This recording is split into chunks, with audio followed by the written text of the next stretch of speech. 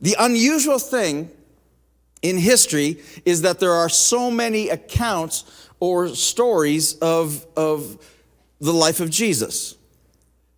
Okay, and Luke gives us an indication as to why many have taken this, and the indication is that something happened among them. Okay, he says I'm giving you an undertaking, a drop in account of something that happened among us. This is very key. He's not writing, okay? He's not writing something way after the fact. He's writing an account and drawing up account while there are still people living among them who have eyewitnessed or have seen these things with their very own eyes. So what he writes, he's not writing a fictional story, because if he's writing, just make something made up, then there's people still alive that can say, yeah, that didn't really happen that way. Yeah, that's not really, because they're still among them. Okay, which is key. He goes on in verse 2, he says, just as they were handed down to us, okay, handed down, okay, what does that mean? These stories, these accounts were handed down to us by those who were from the first eyewitnesses and servants of the word. So he starts to emphasize that, okay, he's drawing up another account that happened among them, still people alive today, and he's basically saying these were handed down, or these stories were given to me by eyewitnesses, first-hand accounts of people who were there. So Luke is automatically saying, I wasn't at all of these events, but I did my homework. And you can challenge my homework, because there's still people alive that you can go and saying, did this really happen that way? Because there's still people among us who have seen this. And I got first-hand accounts from eyewitnesses. Okay, so he's doing investigative journaling is basically what he's doing, okay? Then he says this in verse 3, with this in mind, since I myself have carefully investigated, okay, he's done his homework, he's a Greek doctor, he's thorough, okay? I've carefully investigated everything from the beginning. In other words, in Luke chapter 2, when he tells the story of the birth of Jesus, he interviewed Mary, still among them. Right, he interviewed maybe Jesus's brothers and tell me some of these stories and tell me some of the, these things that are Joseph, Jesus's earthly father had passed on by this time, but he has carefully investigated everything from the beginning of Jesus's life. And I too decided to write an orderly account, and here's why. He decided to write another one for you, most excellent Theophilus. Okay, who's Theophilus? Okay, and you have to remember, when Luke's writing this, he doesn't know he's writing the Bible. He doesn't know that he's even writing a book that we'd still be reading 2,000 years later. He's writing an orderly account for Theophilus. Okay, who's Theophilus? Theophilus was a wealthy Jewish businessman who had become a Jesus follower, and he wanted to know that what he was dedicating his life to, because he knew this could cost me everything. As a wealthy businessman, this is probably going to cost me my business. This is probably going to cost me my wealth. This might cost me my family. This might cost me my life. I want to know that what I've been told is true. So Dr. Luke, I got the money to hire you to do the investigation, to give me an accurate account of all the things that happened, to make sure that what I believe is the truth. And this is why Luke writes it. So that he tells us that in verse 4. So that you may know the certainty of the things you have been taught. This is why Luke wrote the book of Luke. Not for us, but for Theophilus. Interesting.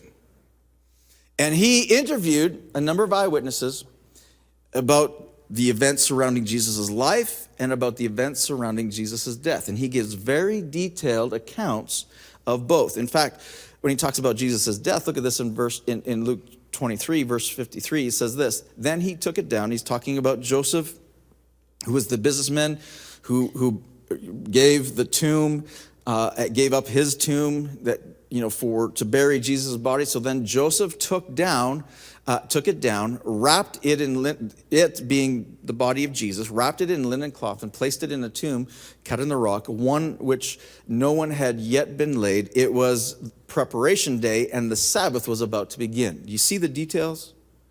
The specific day, the specific time, the specific location, okay, all of that. Okay, was very specific. Why all the details? Because Luke was a doctor. And because Luke cared about all the details, and because Theophilus had paid him to care about all the details and to give this account.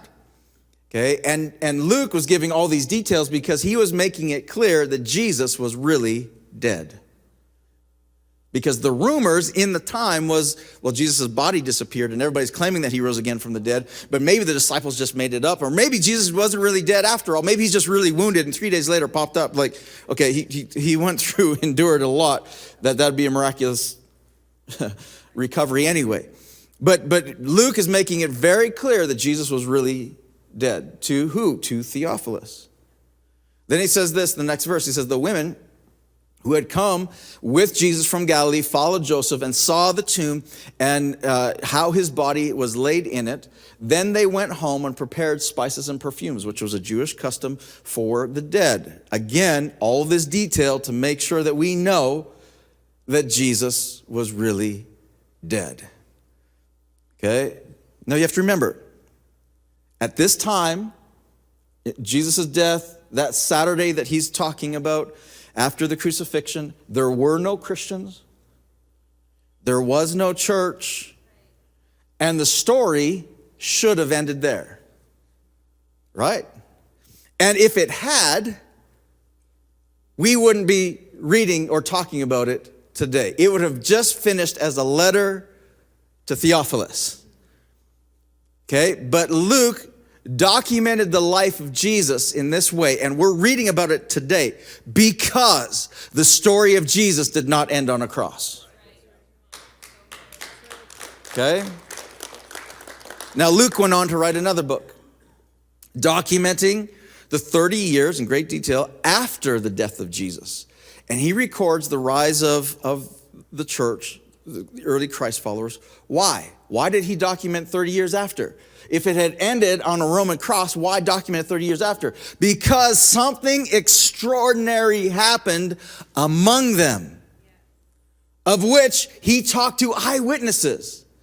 And we know now that there was over 500 eyewitnesses that they documented back then, that Luke documented over 500 people that said they were eyewitnesses of the risen Christ, that they physically saw him.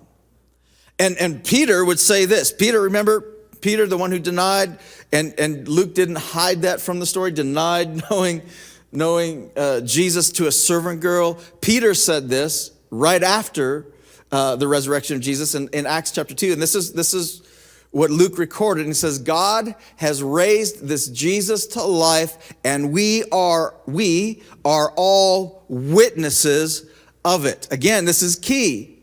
He's writing, he doesn't know he's writing the Bible. He is writing and saying we are all witnesses of it. And when he's writing this and documenting this, there are still eyewitnesses and still people alive who would claim to be eyewitnesses, that anyone that says that's not the way it happened, they could have easily questioned it, tore it down. Somebody would, if there was lies in here, would have spoken up and saying, that's not true. And Rome would have paid them handsomely. Like they were looking for ways to shut all this down. Okay. There were witnesses. And remember Luke starts his book with saying, many have undertaken to draw up an account of these things. Many.